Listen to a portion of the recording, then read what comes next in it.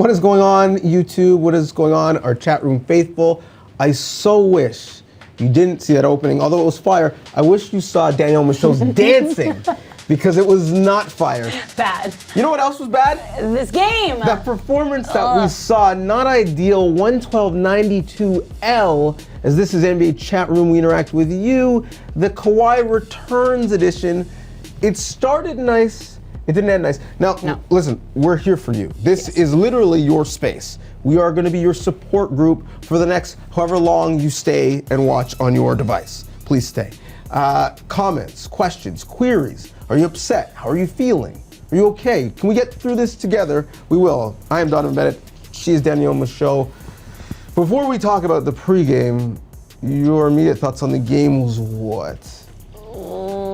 Frustrating. Okay, that's a word. No one can seem to hit a shot to save their life right now. It's been a thing. And it feels as though everyone's having a mini slump in their own way at the same time. So you've got Nick Nurse rolling out lineups to start the fourth that don't include a starter. Oh, please. Oh, that's the lineup you wanted to talk about. Well, there's many lineups we could talk about. We could talk about Chris Boucher playing at the 3. I saw a little bit of that in the fourth. That was the one. So everyone's doing everything to try to, including Nick Nurse, to try to find some magic, and we're not getting anything right now, and that's okay. Is it though? Well, I just feel like this is just some bad timing that is stirring up amongst all of them at the same time, and that they'll find their rhythm again, no problem. But the Clippers are a good team. So, lineups that I did not think I was going to see in this game or this year. I say again, lineups that I did not think I was going to see in this game or this year. Yes. Wait for it, please. A point guard, Kyle Lowry. Makes sense. Yep. Shooting guard, Siakam. Okay. Small forward, Chris Boucher. Yeah, that's it. At power forward, Serge Ibaka, and at center, Gasol. Going big, I guess, here. Lowry in the bigs lineup. I thought it was Lowry in the bench. That's how desperate things got. Yeah, it was. At Scotiabank. To see that, and even just to start that fourth and not have a starter in the unit, to me was a sign of like, the starters aren't really shooting right now and aren't getting any offense going, so may as well throw the white flag up, Nick Nurse, let him fly and hope for the best, because there was not, and what was weird, the weirdest thing to me about this game, I know we were going to talk about some other stuff, but the weirdest thing for me was there were points where the Raps were within 5. Yes. And then in 3 minutes and like 22 seconds, the Clippers roll off a 12-0 run to end the third quarter, and it's way out of reach again. And it felt like every time the Raps kind of found a little bounce, a little energy, Pascal got a little fire, it disappeared in the blink of an eye. They just didn't have it tonight. So let's actually reverse the conversation. Let's start all the way back at the beginning. And we're getting your comments and keep them going. Anthony M., the video is longer than his actual ceremony. I didn't know you had a stopwatch while you watched it, but it's probably factually correct. Jake the Snake, I thought it was cool Lowry handed him the ring. It's a nice little moment. I agree. I wish that it had been recognized a little more. I wanted someone like to say, handing Kawhi Leonard his world championship ring, former teammate Kyle Lowry, or I don't know, something. Like, I needed a little more, but I agree it was a great moment. Big Country's Pound Cake, D-Raps got owned, true. Yeah, we know that. Jonathan Marquez, we got waxed, correct. Also true. We know what happened. We all have the box score. Let's talk about why it happened and how you're feeling about it happening and how this team moves forward. But let's go all the way back to the beginning. I want to go to like 9 a.m., the beginning of my day. The billboards Happier times. were the beginning. When it was nice, we got billboards from New Balance. Yep. We got billboards from the Raptors. We did. Thanking Kawhi for his time, respecting the board man. Did you like the Thank You Toronto New Balance Kawhi board? Because I did, and then I came into my place of work here at Sportsnet, and there were quite a few comments that everyone felt like it was a salacious try to sell my kicks, and Kawhi doesn't really care about us. Well, here's the thing, and I ask you, all of you. It says, thank you, Toronto, and it's a photo of Kawhi, so theoretically, this is Kawhi thanking Toronto. Did Kawhi actually say thank you, though? Like, did someone in Did Kawhi call New Balance and was like, I think this is a good way to say thank you. Put a board up. Well, he wouldn't even have said that. That was too many words. Yeah, too many words. No. Billboard, thank you. Yes. Eden Center. That's how the conversation would go. If we go back to his press conference, He thanked like the night nurse. Yeah, at the you hospital. love that. You love that. That is never going to leave you ever, Deej. Well, when he said Alex, I thought he was talking about Alex McKenzie. Yeah, which would make sense. But this is the amount of people, a mass of humanity, all there to see Kawhi, to hear from Kawhi pregame. And stick around with us because when Kawhi speaks postgame, you will also hear it from a throng of media members that probably be just as big. What billboards, though, I did like were the ones that MLSE put up because that was the franchise making the choice to recognize Kawhi on his way. And so this one, Fun Guy in Town, they put it up last night so that when the Clippers arrived in Toronto and drove in, he was going to see these. Boardman gets his ring, was right on the highway at BMO Field. I like that because that's a classy move by the organization as he comes through for his big moment, right? Again, do we think he saw those? For sure he did. When the coach bus was driving from Pearson straight to the St. Regis. This is how it went Do you down. think he saw those? This and is- if he did, do you think he cares? I'm going to show you quick. So this was Kawhi in the team bus, and then Patrick Beverley punched him in the shoulder and was like, yo, man, and then he took off his hood, looked for 1 second, and went, and that was it. But it happened. He saw it. This is why Danielle has the cozy fit, so she can And reenact. you get to reenact the moment. What happens at 2 a.m. Eastern when the Clippers arrive into town. Bingo. There's probably some things that may or may not have happened when they went out. We're not going to reenact This that. isn't NBA Chat Room After Dark, okay? We're going to It's keep not. it PG here. But it is NBA Chat Room Live, so as you see, we are getting the Kawhi Leonard shot ready. He is awaiting. It's moving. It is. So when he speaks, you will no longer hear us speak. That is the deal. That's how this works. Should we talk about maybe some pregame fits? I was going to say, Before since you we get to mentioned the my cozy postgame? fit, because Yeah. I'm all over the pregame walk, and it's become such a huge part of the NBA that I love so, so much. We've got a couple that you didn't look, I did, No. so I want to show you and Well, see. you better show me because Yeah. I might see Kawhi's If postgame Kawhi fit comes, soon. we're cutting out. That's what's happening, okay? But for now, we'll start with pregame fits. Kawhi's with, greater than fit. That's how what we're about telling Fred you. VanVleet pregame, not in the game, which is Okay. another aspect this we is could an talk entire about. game fit So for this Fred. is a whole game. We start with the Ooh. pregame, the soft pink hoodie, which Okay. I'm feeling. All right. And then Fred transitioned from that into the sideline Fred VanVleet look, which was pretty sweet as well He was because suited up and booted he up. suited up. No, not, I don't know. We'll see. You tell me.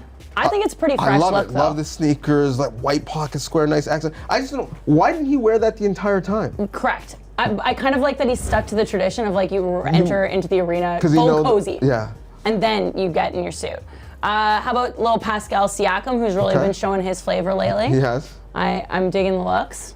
Spicy P with the Just Do It. Always rocking his own hat too. Yes. Got to keep the brand on track. I Little l- red pops. I like it. This is, I'm going to the mall chic, is what that is. I'll agree. Or like the grocery store on Sunday. Yes. Okay. Norm Powell. Oh, Norm. Bring up Norm. Understand Young the grind. Norm. Doesn't do it for me. Only because I'm so deep into cozy fit season that I'm just not like I'm not into this look. Leaving a little bit. A little bit to be desired. Okay, I'm going to yes. skip ahead because I feel like Kawhi's going to come soon. So I do want to show you Serge Ibaka because he deserves always to be shown. Okay. And I feel like this Donald Duck shirt. Avec classe.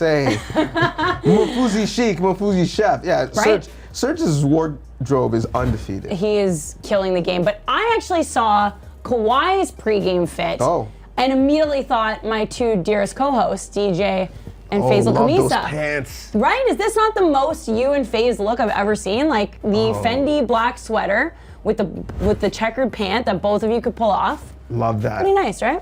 Love that. I mean, the sweater is a bit more form-fitted on Kawhi than it would be on me. Okay, fair enough. But I do have outfit envy on what I saw. Let us know. What do you think? Who had the fit of the night? Or who doesn't have a good fit on the Toronto Raptors? Do we out one of them right now? Why'd you have to make it negative? I think we've had enough negative based That's on probably true. the Give us the game best fit. alone. That was a rough game. Jonathan Marquez again. Ibaka and Lowry have struggled mightily. Well, Yeah. wow, okay. Since coming back to the lineup, these struggles have hurt the team and have messed up the chemistry. Confidence levels seem to be fading lately. I mean, some very strong language, but not wrong. 1 and 16 from the field were Lowry and Ibaka tonight. Remember, with Kyle Lowry out of the lineup, this team was 9-2. Yes. And things have gone downhill since. Is there a consensus as to why?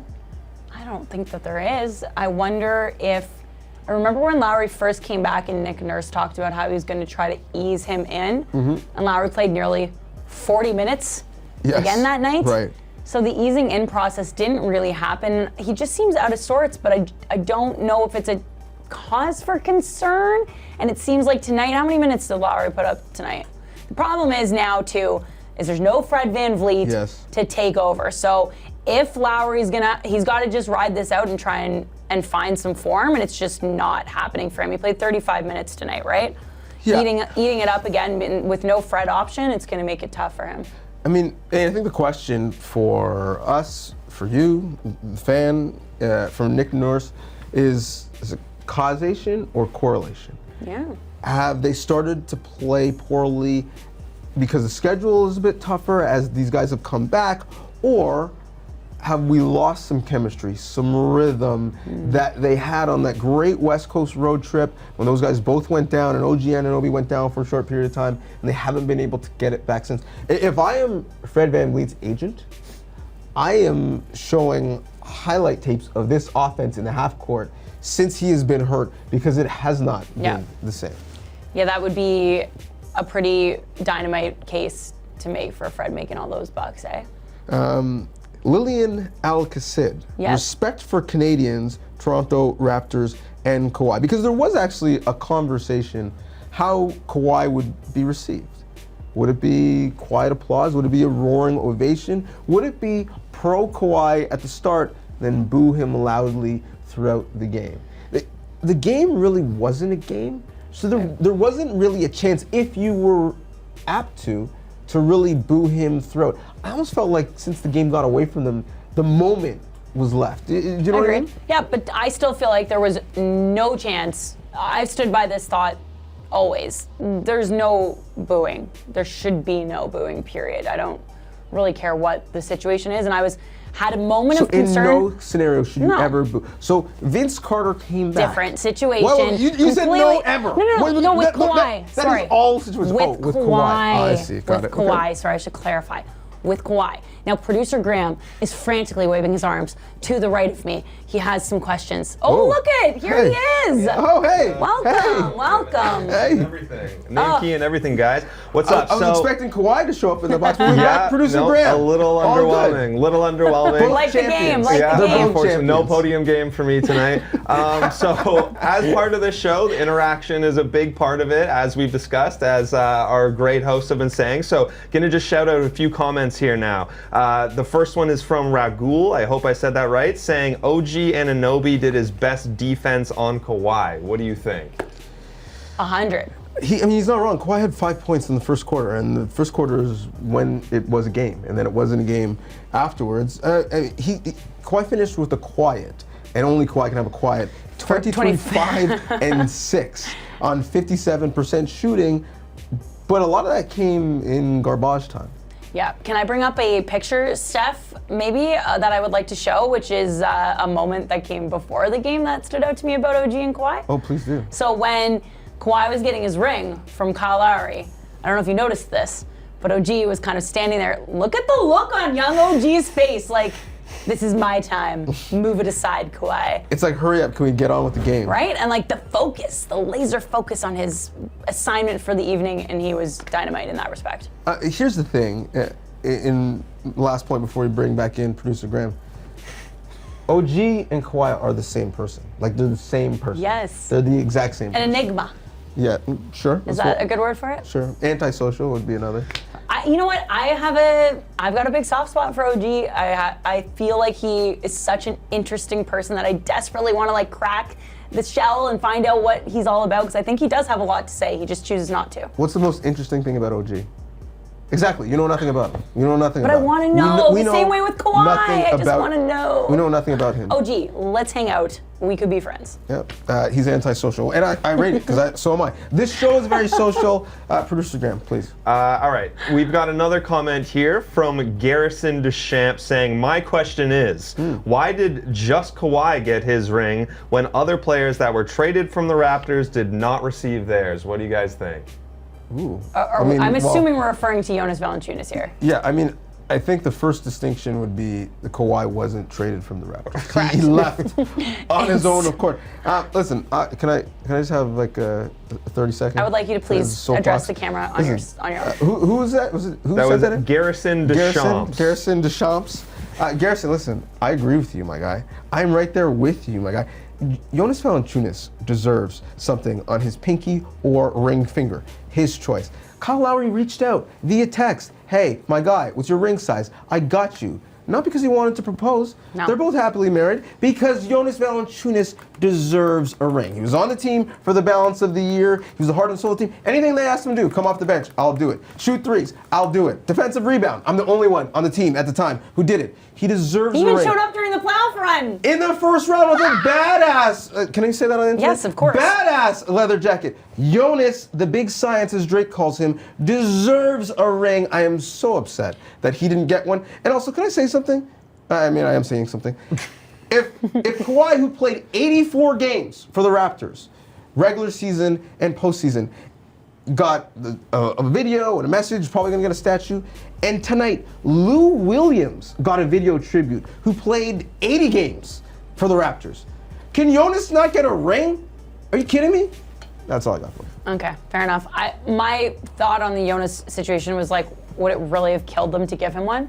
Instead of just angering everyone about it. They gave everyone else one. Yeah. Do you have one? You're on the broadcast team? You probably have one. I can't tell you if I do. It's because your wedding ring is bigger. That you don't need the Raptors ring. That's the only ring I need. I'm feeling okay. Producer Graham, hit us with another one. So we'll just do, this was a popular comment. We're seeing a bunch of these tonight, and it's, I wish Kawhi would have made a speech from Mike T. I think that was a big kind of potential miss, but who knows how it all went down. What do you guys think? I mean, I think it's time for what we call here on the chat room is, and I'm just making this up on the fly, the mom report, where our moms weigh in on Raptors issues. Because Sandy Michaud, Raptors insider, because she watches all Raptors content with Danielle Michaud. This is correct.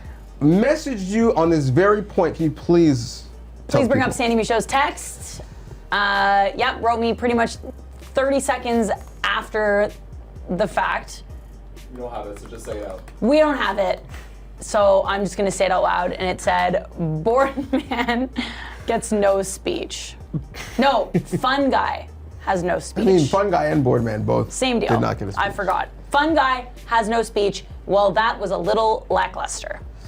Yes. So Sandy Michaud, not impressed, but on the same level of unimpressed as your mom was. Yep, Sting a B, Cleo Bennett, my mom. I got a text, not from her. I wish I got a text from her. I didn't get a text from her. No. I got a text from my brother, who was there watching with her, and she was asleep.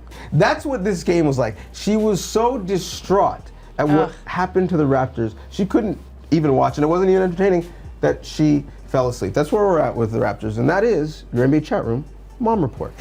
It's a doozy, as usual. She was awake for this part, and it was maybe the most divisive part of the game. Pre-game ceremony, where we reenacted in a way with some lights. Oh, yeah. The shot heard around the world. Now, there were two very different takes about this on Twitter. You will let us know your take via YouTube. But what did you think of this moment and showing the shot this way? You want my opinion? Yeah. I mean, your Sorry, I opinion was is just important. enamored with watching it this way because when I watched it on the broadcast, I didn't really get a lot from it. I felt like the moment was kind of missed. I actually an in the arena moment. I think it was an in the arena moment because I looked at the TV and went, "Oh no, they cut out accidentally of the tribute video," because it was hard to get the big picture feel of what I was seeing from that 2 seconds we saw on screen. But apparently in arena, it was wild because I was following Twitter and people were like, "Oh, that was so epic, the footsteps created." I was also waiting at the shot of the basket for like something to show the bounce, right? Yes. I don't know how technically you could even pull that off, but I thought there'd be something like that. It never happened. Yeah, I was waiting for like the shadow of the ball, maybe Something. Underneath to change. I was waiting for like the camera to like bop up and down as you, with your view, were following the bounces of the ball. Just the still slow zoom of a basket didn't And really then do it for me. the electric sound that came after it. The moment was there. They for sure had a great idea. Execution was lacking a little bit. You know who was not enamored by this moment? Who? Kawhi Leonard. Yeah. Because he watched at the time and he kind of was like, Although the one time he did show emotion was he got the ring from Kyle Lowry. Oh yeah, this was a great moment. And he kind of shed fake tears. A fake tear. Did the double tear wipe with Kyle, which was very on brand for Kawhi. Here it is. I also liked that he went, said hi, like dapped everyone up along the line. Fake tear, double cry, laugh with Kyle. It's perfect. Producer Graham, what do you got? All right, this is just going to be a voice of God moment here. You don't see me on camera. You guys are more important. But Ragul asks, do you think Toronto is one player away from winning a championship this season? It's a great question, and I do. I think that player is Kawhi Leonard. Breaking news, he's good at basketball. He makes you a champion. Do you think they are one player away? Well, I saw a very interesting conversation during the game about the thought of a player like Jamal Crawford potentially coming to the Raptors. Doug Smith, who is the Raptors. What would you call Doug? Like the Raptors legend? The Grand Poobah of the Raptors beat. It's beautiful. Tom Stewart is saying Drummond to the Raps, yay or nay? Well, Drummond. I mean, for who? That's the Would be bigger the issue. question. That's what do you change in order for these things to happen? I don't really know, but yeah. Listen, I like Tom's thought, right? Drummond is a double-double waiting to happen. I mean, who doesn't like Jamal Crawford, one of the best players to come out of the Providing some Seattle offense. area? Immediate offense. Yeah. But I would do absolutely nothing. This is a honeymoon period. You just won a championship. This year is all about research and development because there is a player that could change the fortunes of this franchise or many others who will be available in the year 2021 where the Raptors have lots of cap space. His name rhymes with, I don't know. I was trying to think something creative. I have nothing. Giannis. Thank you. The Greek Freak. Not sure if you heard of him. It is going to be an uphill battle. Do you see how good the Clippers are? Yeah. You could get Drummond and Crawford and somebody else, and you may not be better than that team. I think they position themselves to be a dynasty a year or so from now. Jonathan Marquez chimes in, saying, I feel like we're so infatuated about the ceremony, we should have been talking more about the actual game. Jonathan. What do you guys think about that? I mean, the game's tough to talk about, Jonathan. I think he even And meant slightly even unfair. beforehand, leading up to it. You know what I mean? Like everybody was kind of really just focused on the ceremony, this big return of Kawhi versus winning a game against the Clippers. What do you guys think? Okay, yeah. That's not necessarily their fault, I think. I think we, of course, we being us and trying to pump up this game, dig for the storylines. We want the best storylines, and this one is as good as it gets. You're having your player that helped lead you to a championship, your very first, coming back to the city, so that is the crux of the game. It's really hard to just say that you walk into that arena, and I don't care what Kawhi says, he might be the only one who can really say that and really mean it, that this is just another game, right? It's not just another game. Listen, Jonathan, you may have joined us late. Thank you for joining us. Please stay. You may have missed the still photo of the amount of media pregame that was around Kawhi. It's not just because Steve Ballmer's team was in town. No. It's because that guy specifically was in town, the best player in the history of the franchise that in 1 year delivered their first and only championship. Listen, there's people so excited for this game. Your girl Celine Dion. Please say it right, DJ. Put some respect. Celine Dion. Oh, I mean, I don't have any Celine in my phone, so I don't have that much respect. But I do rate the fact that she was shouting out the Raptors. She called them the world champions. Oh yeah, I was there. Huge Celine Dion fan. Don't care if you want to hate on me for that. I have no shame. I mean, I'm hating Celine on the Celine fit is what I'm hating on. With the Raptor and with the biggest championship ring you've ever seen on her finger, but I was at the concert Monday night and I went, I wonder if she would say anything. I had this thought. I was curious if she'd shout it out. Didn't actually think she would. Pretty early on in the show, she said, I'm in the city of the world championship Raptors, and I nearly died. It was the best. It was the only good performance we've seen in the city in a little while. I would agree. Raquel brings up an interesting point. I've seen a couple people say this. I saw it too. I was trying to pretend I didn't see it. Some people commented in our IG Live earlier today, and also, if you're not following Sportsnet on IG, please do. What do you think about Masai to the Knicks rumors? Michael Grange had an article earlier this week after David Fizdale was fired, talking about the fact that those Knicks rumors are not going away. The article is still on the Sportsnet NBA plays. Please take a look. This is a thing now. This is real. Yeah, until this article, I was dismissing any and all thought that this would be a possibility, that anyone could lure Masai away, and how dare them even bring up such a thing. Because I always felt like everything Masai could ever want to achieve, he could achieve in Toronto. But maybe for him, there's more that he wants. Maybe he does want the challenge, right? Maybe for him, as someone who's showing his worth in this industry, maybe the challenge of a team like the Knicks is something he'd want to go after. But in my mind, how could anyone want to work for James Dolan? Well, I mean, there is no fit there whatsoever. Yeah, I don't think it's so much a challenge. I think it is the geography. The fact that in New York, you could walk down Madison Avenue, be on Good Morning America or the Today Show, and he would be able to do so much, not just with his own personal brand, but with the Giants of Africa brand, which does so much good work. The issue, though, would be James Dolan and the fact that in the 20 years since he's owned the team, the Knicks have the worst record in the NBA, winning 40% of their games. They made the playoffs and got out of the first round once, and in the last 7 years, they're now on their 6th head coach. Masai is all about stability, and the Knicks, and James Dolan specifically, although he's a musician, not clearly as good as Celine, they're anything but stable. And beyond that, I think the harmonious culture that has been developed in this franchise in Toronto, to me, is something that Masai values. And if I urge you to read another piece, it's the one written by Dan Robson on The Athletic about Bobby Webster, because I think a lot of people aren't familiar with how he even got to where he got as the GM of this team, and it's really, really interesting. And he only opened up because his goal was always to win an NBA championship, and he told his wife he would tell his story if he'd achieved that, and it came a lot quicker than I'm sure he would have imagined. And I think that I could see him maybe evolving to a Masai type position, but I just don't see it all happening yet. I feel like there's just too much within this core that Masai's built for him to leave. I think all the things you're saying about the geography of going to New York, he can achieve right here in Toronto. I'm surprised Bobby Webster has not gotten some rumors in New York. His wife has a company there. He's got some roots there.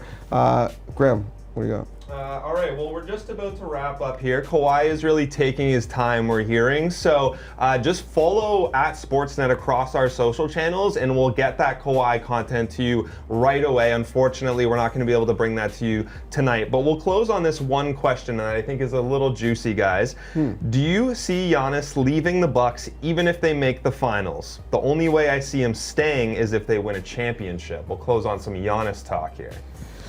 Can I just have a little soapbox moment? I'd like you to go off on this, please, my friend. And then I have a little Kawhi nugget to add to the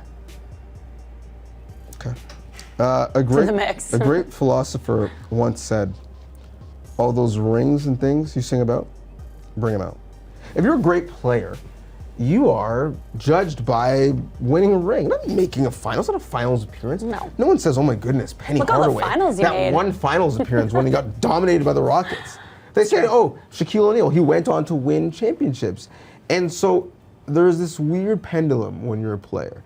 You're young, you're good, oh my goodness, you're getting better. Oh wow, you're a star, you're an MVP, we love you. And then that time hits where like, well, when are you gonna win? Yeah. When are you gonna win? And so if the Bucks, who are capped out right now, if they don't put a team around him that can win, he will have to look elsewhere. Go. And where else better to go than the city with a huge Greek diaspora, with great Greek food and Danforth, with a guy who allowed him and helped him get into the draft process in Masai Ujiri. What better place to go than Toronto? It sounds like a perfect fit. Giannis, let us sell you on it. We'll take you out for Greek on the Danforth. I think that would be nice. I also wanted to add, you might be waiting forever for Kawhi. When I was in LA, I had a good laugh with some of the media that was at the Staples Center because they were saying, I don't know how you guys dealt with this for a year, because he certainly likes to take his time. And then that night, he obviously had plans with the Raptors, because he came out lickety-split quick after the game tonight. He's taking his sweet time, perhaps, but I'd imagine he's got plans. So stick around, watch on the Sportsnet channels. We'll have all of that for you. Well, you can't speed him up on the court. You can't speed him up in the post-game. Correct. Boardman takes his time, evidently. We here love to interact with you. We're out of time. Yes. Well, nice. Thank you for interacting, for chilling with us. We are going to do this after a game where it really matters and you really care. And this certainly was one outcome not ideal, but the Raptors still fun. We love the fun conversation. Again, follow our channels for more Kawhi content, including his live presser. Thanks for hanging with us. See ya. Home. It's where you're supposed to be. Where your heart is. We get it, how important being loyal to your soil is. When John Tavares came home, we celebrated. Certainly being from here, it was just hard to turn down. It was hard to turn down this opportunity. So we can't hate on Kawhi Leonard for doing the same. In fact, quite the opposite. We should thank him. When Masai risked it all for him, not everyone was on board. I hate to be defensive here, but at some point, like we have to do something different, and I'm actually happy that we did something different on a high. Would he show up? Would he be happy? Would he be healthy? But along the way, none of that mattered. He won us over by demonstrating he was one of us. Workmanlike, humble, polite, funny. I'm a fun guy. I don't even know where he's sitting at. Is there a superstar who exhibits more Canadian traits? He gave us gifts. A poster. Lowry to Leonard, left hand and slam!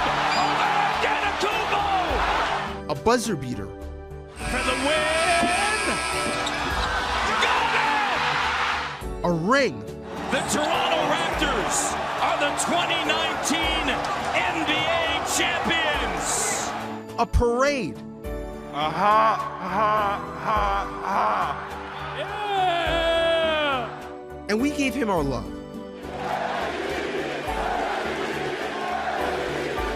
In fact, at times, maybe too much love. He's going out in the city. We are not giving him the space. Just leave him alone. Let him enjoy the city.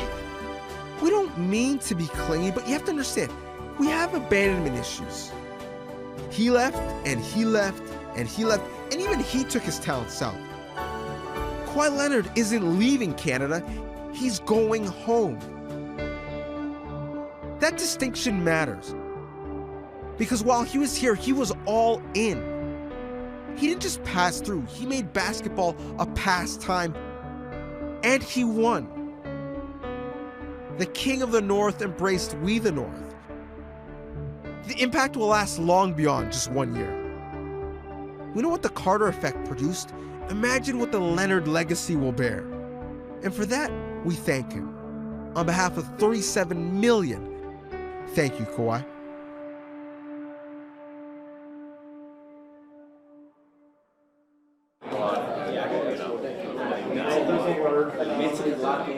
I was going to be an engineer. Yeah, but... But what? Responsible for too much. Way too much responsibility. I didn't say good engineer.